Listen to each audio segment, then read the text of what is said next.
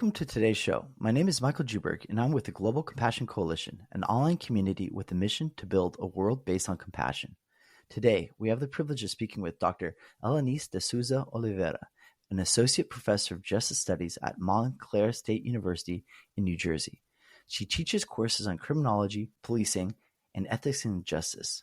Professor Oliveira's most recent research activities have encompassed gang-related homicides, street drug markets, public transport crime, and various forms of violence in urban settings.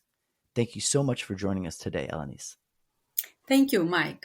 I appreciate this invitation. We're so excited to have you, and it's the day after Christmas, so we really appreciate the energy, the enthusiasm. I know a lot of people might be shifting gears out of the holiday spirit, so we really appreciate you making time for us.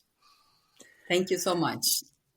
And so to begin, I always like to hear about people's personal journeys into the work. What led you into the work that you do? Oh, my passion. Since I was very young, I always have this passion to understanding violence, right? Why people cause so much harm to each other, and to try to understand the role of the police in public safety. So I was very enthusiastic about doing research about the crime, to understand why people break the law and how to prevent this. This was my passion since the beginning. And then I moved to the United States after I got my master's in sociology. I'm a sociologist. I have my bachelor and my master in sociology in Brazil. I'm from Belo Horizonte. It's a large city in Brazil, the capital of the state of Minas Gerais. And then I moved to the US to get my PhD in criminology and continue my journey to understand violence and to try to prevent through research and teaching. Beautiful. So it sounds like you really had a lot of your educational development in Brazil, and then it sounds like you finished your PhD here. How did your experience in Brazil and perhaps with the justice system really influence your topic? It sounds like that's kind of where a lot of your research centers is on policies in Brazil. But what about your personal experience? I mean, did you have, did you see it within your community? Was it something that personally affected your family? What was your experience with the social justice system in Brazil? Very good question. I was raised during the dictatorship in Brazil. Brazil became a democracy in 1988. So it was part of my education, right? To have this experience of not to say everything, right? The liberty was kind of controlled by the state. It was very implicit. So you couldn't really see it because to have this experience in an authoritarian regime, it's different because things are not very clear, right? We have like presidents when I was young, right? So yeah, just very generally, it sounds like a lot of the topics that you study focus on policies and social justice in Brazil. And I was just wondering how your experience growing up in Brazil really kind of helped you decide on that topic. What was there a moment? Was there policies that really affected you and you saw its kind of challenging effect on your communities, and that made you kind of decide to use your intellectual prowess to kind of address these issues? Just wondering if that was your experience. This is a very good question because I was very influenced. I have this passion to understand the violence in Brazil, and also because I kind of experience in some way. Brazil was it's a developing country, and by the time I was a teenager, right, we're living the transition to the democracy.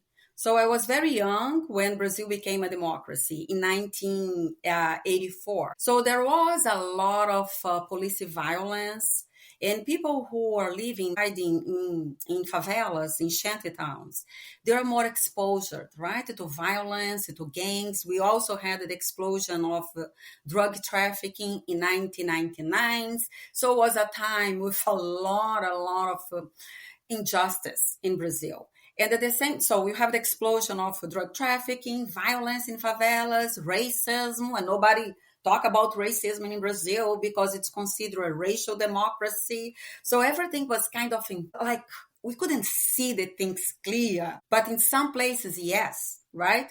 Particularly with people who are poor, people living in very impoverished neighborhoods. So it was very clear how much injustice there was in Brazil. And at the same time, what happened with the police was going to transition too, because we moved from a military regime to a democracy. So people in the community, they're not used to talk with the police very much. And the police was not trained to talk with the public.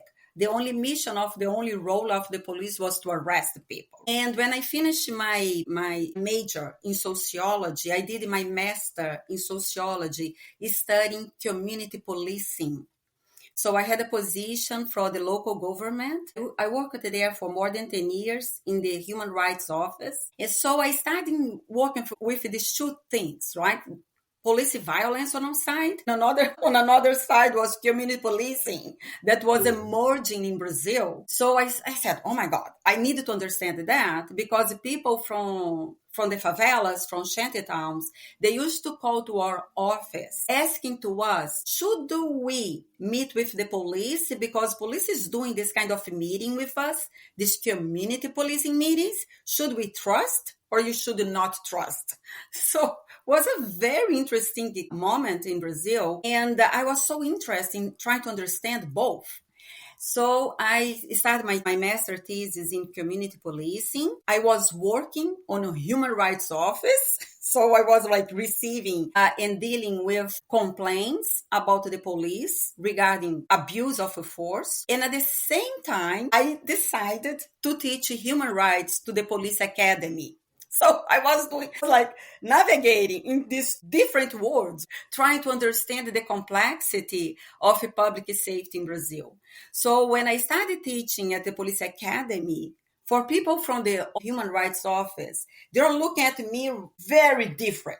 How could I try to teach and to be close to the police when they're seen as the enemy because of the military regime? So it was very interesting, but my eyes are open. I try to understand the police. I know that the police was involved with violence, some of the officers, but something about me, I think compassion started with me back on that time. I experienced compassion in some way regarding to the police, compassion to police officers that are doing the bad work, compassion to people in favelas who are committing crime, compassion to people who are suffering the crime, right, as a victims of crime. I think my experience in Brazil influenced my work a lot. So I moved to US to try to study with the big names, right? The big scholars, the top scholars in the US, to try to understand, to help me, to bring some concepts or some frameworks for me to see and to understand the violence in my country. And to try to help the police, because I always had some connection. The police should represent the democracy. They should not be seen as the enemy, right? So that was my beginning. Yeah, what commentary on positionality, right? Your position at once as a member of the community, but also somebody who's an educator hoping to kind of affect change from within. And somehow you're a mediator and a link. And like you said, I really am touched by the fact that you're saying you have compassion for not just the community and the law enforcement officers, but also for the people committing the crimes, people who are the victims of the crimes. So it brings such a fresh breath of humanity to the topic that if we only see it as a one-sided topic, perhaps we don't advance it in the way that is most productive. And so to bring the lens of compassion to it, it might actually be a more productive conversation. Yes, that is true, because in fact, we are all humans, right?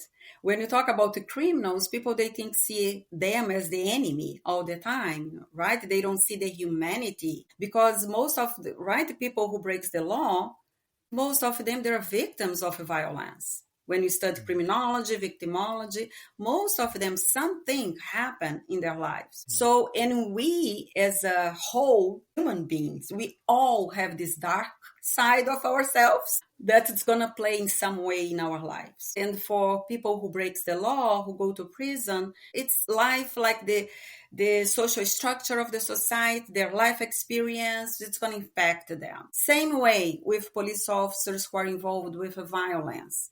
Same way for police officers who abuse the force. There is something that went wrong, right? Because if we think about Enrique Hansen was a great influencer in my life too, Dr. Hansen, because this idea that there is sometimes we're born with good qualities. We're born with this sense of empathy, this quality of empathy, with compassion. But our experiences in life, the society, in some way, our experience, our conditioning, they're going to influence us, right? They're going to break this access that we can have with our inner qualities, right? For example, compassion, empathy, love, unconditional love, all these good inner qualities that we all have, but we forgot about them. And I think that kind of segues us to the next question, which is, what is your work right now doing? What are you particularly interested in? What's exciting for you? Okay, thank you. I'm doing different things and I love that, right? I started many years ago because I was so influenced by this work of mindfulness and meditation that my idea was to integrate mindfulness and meditation into my work, in my research, as well as in my teaching. So I introduced mindfulness and meditation in social criminal justice to my students at Montclair State. So I created a course for them because every year I'm also coordinator of criminal justice in our program at Montclair. So the students who come to my class, most of them, they're going to become police officers. So my idea was to prepare them in some way for this stressful career, for this challenging career, to keep safety. So the idea, I thought that it was very important to introduce the concepts of and meditation to them, so they could kind of to learn how to self-regulate their emotions, to have more balance, to be more mindful about what's going on in the world, to learn about themselves, so they could become better professionals in the near future. So that's what I did. And also I changed my line of research because I did a lot of research on crime, particularly in Brazil, to understand crime and violence in Brazil, and also policing too. Last year, I shifted a little bit because I wanted to do more research on mindfulness and meditation among police officers. So since last year, I'm working on a project that's about mindfulness training among officers in the United States. So I'm still doing this work. It's not done yet. I'm collecting the data. And another thing that I did that was very interesting, I started teaching mindfulness and meditation to the municipal guard. It's a branch of the law enforcement in Brazil. Municipal guard in an in a small city in Brazil. And I did that for 1 year and a half. It was such a wonderful work, teaching them about well-being, to connect with themselves, to teach them mindfulness, meditation, to talk about emotional intelligence, all those important things that it's so important for them because they are the ones who are dealing or helping others, victims as well as criminals, people who broke the law. So they are the ones who are dealing with that. So they need also to use these tools to have a different perspective about themselves and about the work that they do, to have more compassion about themselves too. It's going to help them to become better professionals in their own field of work. And more recently, this year, I was invited to lead the Human Flourishing initiatives at Montclair State University. So what we're doing at Montclair, we're bringing like the concepts, some pillars of well-being, to teach students about this, how they can navigate the challenges of being a student and later on professionals in their own lives, in their careers. What kind of tools they can use it? For example, mindfulness, meditation, compassion, to understand belonging, insights, right? To learn about identities, to learn about themselves, to grow, to develop like a more positive mindset. So all those things are so interesting. So I'm leading these kind of initiatives at Montclair. And during this fall semester, I led 5 workshops on human flourishing to the staff and faculty, to kind of bring them also to this beautiful work of bringing well-being, cultivate well-being in our university community. So we are part of this whole movement in our university, and I am a part of that. So I love it, this idea of changing things for better. Wow. Yeah, I mean, it sounds like you are involved in quite a lot, and I'm impressed by all the work you're doing. And just to kind of break a few of those pieces down bit by bit, the first one you mentioned about teaching students who will then become law enforcement officers meditation. Are you finding that there is an innate interest in it, or is there resistance? I mean, what's your sense about that? Was very fun. I have 18 students, and of course, some of them they have resistance, some of them they're very young, 18 years old, 19, they don't have the experience of mindfulness. For them was very new. But one thing that was very important that I noticed among all of them, regardless that there was some of them that are like a little bit resistant, but all of them needed, right? They needed mindfulness. They needed like to relax. They needed this moment of come back home and connect to themselves. So it was pretty good, was very interesting, was very positive, because at the end, everybody learned something. They opened a little bit. Because the students, they have a lot of stress. Right? They go through a lot because they have their own personal lives. Most of the students, they work, and also they have to deal with their own academic work. So it's too much. So my class was pretty cool because we discussed the concepts. We try to understand how to apply the concepts of mindfulness into social justice, but also was an experiential learning because they have to apply to themselves. And this was the most wonderful moment for me as a teacher, to see my students to learn something and talk to me and say, yes, professor, I did that. I stopped a little bit. I breathed a little bit more, right? I'm becoming more mindful about my emotions. So I stop, I pause, I breathe in and out. So this like trying to integrate a little bit in their own lives, right? So it was pretty cool. It was very interesting. Oh, wonderful. How powerful. And I'm so curious about those students over time. I would love to know the follow-up, a longitudinal study that really maps what their experience is over time, whether or not their own policing policy and their own style changes as a result of kind of that earlier compassion training and meditation training.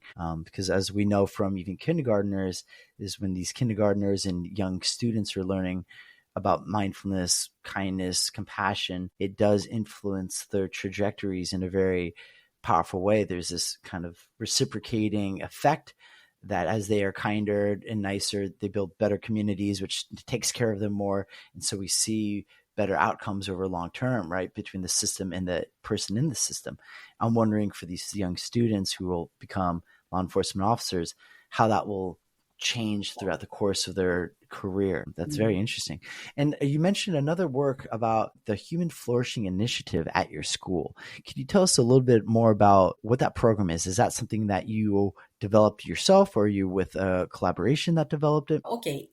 This year, we visit the Center of Health Minds at the Wisconsin University. So Dr. Richard Davison, he's doing a wonderful work. So he developed the pillars of well-being. So we're kind of using this framework into our university. It's not going to be the same, but we have it as our template. So the idea of neuroplasticity that also I learned, that was trained by Dr. Rick Hanson. So it's so important to teach the students the power of our brain and how we can, through training, through learning, we can shift how our mind works, right? How our brain works. And so we can change our behavior. So our idea, our framework of human flourishing is based on this pillar, right? Transformation, resiliency, neuroplasticity, insights, awareness, mindfulness, community belonging, identity. So purpose in life, to have a meaning and purpose in life. So that's what you're trying to bring into our university. Not only to the students is our focus, but in order for us to teach to the students this ability to change themselves and to be open to growth, to self-discovery, because we need to start from us. I'm a sociologist. I was kind of tired of change the system because there are so many corruption in politics, so difficult. So we need to start from ourselves, right? So I have a lot of hope that this type of work that we try to be focused more in the individuals and bring the individuals and connect the individuals to this community, this we can call Sangha, the Sangha to the university, where everybody, like professors and the staff and the leaders of the university, they understand what does it mean to be human, right? Because at the university, you can not only teach the students like how to be academically successful, right? We need to teach them how to be humans, because this is going to change the way that they do their work in the future. This is going to change the way that they can work in the community, to be a neighbor, for example, to be a family member, right? Mm-hmm. So I think it's so powerful, this work of human flourishing, and it brings the concept that I always wanted to integrate into my career, into the work that I do. It's the concept of mindfulness. That's our capacity, our inheriting capacity, that we forget about it because we became so distracted, right? All the time. We don't pay attention on what we're doing. And what we're doing became so automatic. And we are doing all the time, doing, without pause, without paying attention, without really experiencing life with everything, right?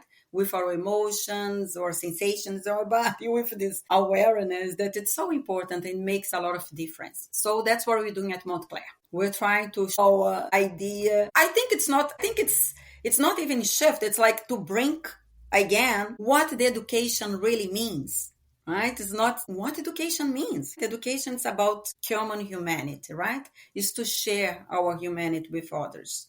It's to develop ourselves as a human beings.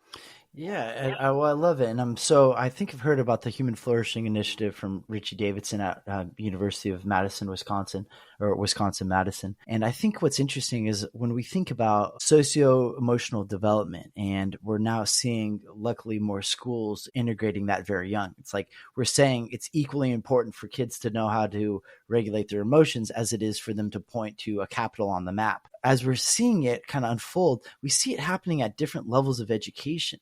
That, again, it's not just something that we learn when we're 6 years old or even when we're teenagers or even as college students, but it could happen at the vocational level, meaning, again, law enforcement officers are learning it. We're learning it as professors. We hopefully should be learning it as students, whether it's college or even younger. But the whole idea is that this socio-emotional development can really happen at any point, and we're better off for it, as opposed to saying it's just the way the world is and there's going to be disconnects and people who are in the law enforcement officers might not do it as well as so-and-so. But that's not true. The truth is, as a capacity, we can develop this at any point in our own development. Is that right? Yes, it's perfect. And you need to be trained, because well-being, as Richard Davis says, right? It's a skill that we can develop. And if you practice in many ways in different stages in our lives, right? So this is going to help our brain to understand that that's the way that we are. We're going to be more open to this kind of connection to who we really are.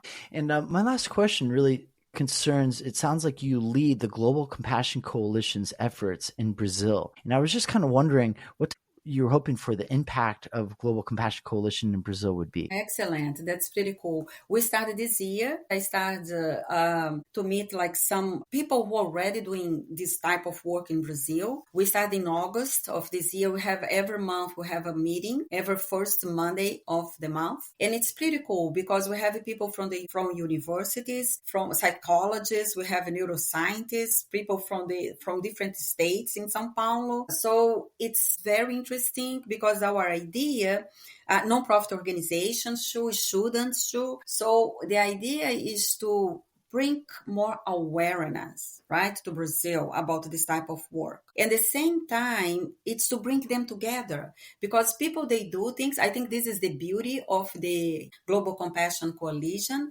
is that bring it together what people already are doing in terms of compassion, and they don't have a lot of visibility. So what we're planning with my group in Brazil is to give more visibility to the work that has been done, and with the goal that we're going to bring more people together, to bring more awareness to this type of job, to kind of inspire others who are not doing this type of job, work, right, or behavior or experience, right, to kind of to mirror to them and say, oh, I can do this. I can bring compassion into my life, because there are so many different ways. You can have a nonprofit organization. You can bring compassion at the university. One of our friends in our group, she teaches mindfulness to students at the medical school.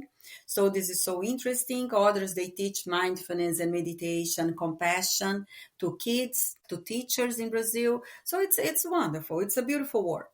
So the idea is to bring together more people, to recruit more people, and to have this big coalition, strong coalition in Brazil. As you said, Michael, because as much as you have examples of people who are doing this, right? When you're doing mindfulness work, when you're kids, when you're teenagers, when you're adults, and bring mindfulness into our professional work. Same thing with compassion. We have it like to integrate compassion in all levels of our lives, in our experience of our lives. Because every moment, I think, if you are mindful, we can listen to others, you can see others, you can see their suffering, right? In some way. It doesn't need to be a big suffering, a big pain, but everybody is vulnerable, right? Has some kind of difficulty. So if you train ourselves to be compassionate, we can see that.